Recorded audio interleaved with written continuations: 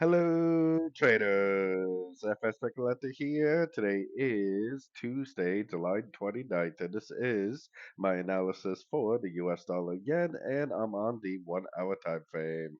So for the last couple of days, I've been saying that if we get a breaker structure down at a Fibonacci level, it could be a really nice short. Instead, what happened? Higher low, higher low, higher low.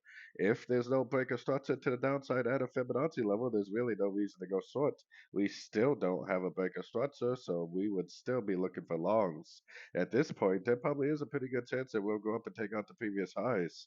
But the same thing applies. If it does go down, what's actually right now because it hasn't made a new high, the most recent structure is right here. So if it goes down and breaks structure, I would start looking for shorts. If it doesn't go down and break structure, then why not just look for longs and enjoy this move to the upside that we're currently in.